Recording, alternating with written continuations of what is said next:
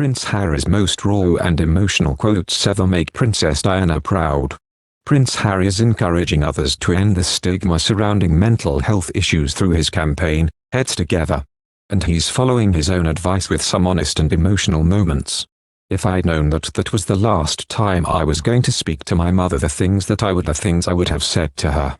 All I do remember regretting for the rest of my life how short that phone call is. Looking back now, I have to live with that for the rest of my life. On his last phone call with his mother before her death, in the documentary Diana, Our Mother, Her Life and Legacy, I can safely say that losing my mum at the age of 12, and therefore shutting down all of my emotions for the last 20 years, has had a quite serious effect on not only my personal life but my work as well. Everything can be okay, but I really regret not ever talking about it for the first 28 years of my life. I never talked about it. On regretting not talking about his mother's death. At a barbecue at Kensington Palace in honor of the Mental Health Initiative Heads Together in July 2016. I don't have that many memories of my childhood with my mum. I don't say right. I'm going to get involved in that because that's what my mum would want me to do. Though inevitably once I'm doing it I think, do you know what? She'd probably love this. On how he channels his mother's legacy, in his May 2016 cover story ahead of the Invictus Games. I know that there's huge merit in talking about your issues, and the only thing about keeping it quiet, it's only ever going to make it worse.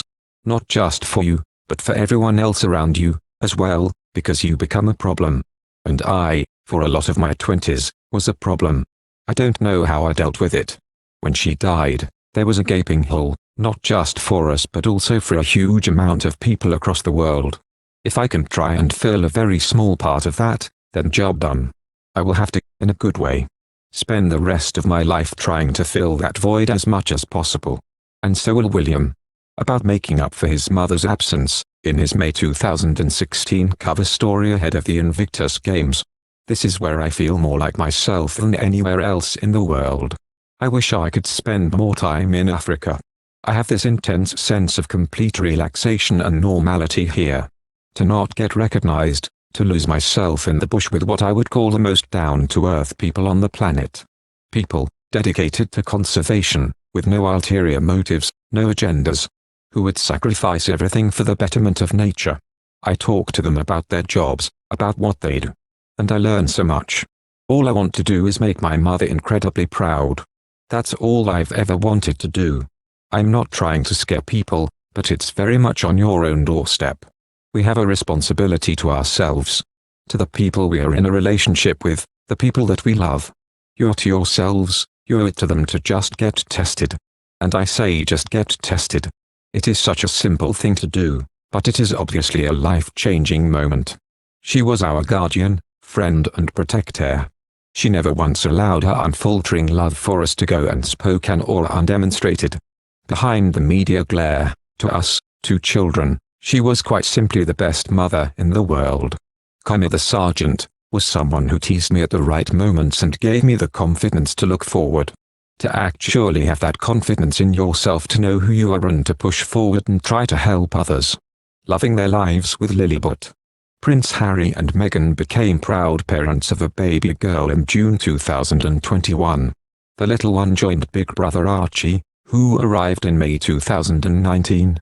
Archie absolutely adores his little sister. And gives her lots of kisses, a source exclusively told after Lily's birth. He's held her with the help of his parents. The insider added that since Archie was such a kind, loving child, there weren't any jealousy issues at play. 2 months prior to becoming a family of 4, another source exclusively told how excited the toddler was for his big brother role. His parents were trying to give Archie all the attention he could handle, the insider said in April 2021. Noting that the former military pilot and the suit's alum were a little worried about transitioning from one kid to 2. During a February 2022 event, Harry told Serena Williams that aiming for mental fitness can be a bumpy road.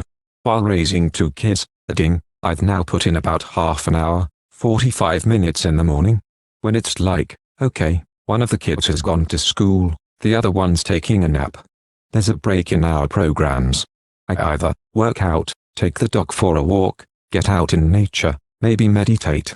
Someone told H and I, when you have one kid, it's a hobby, and 2 children is parenting.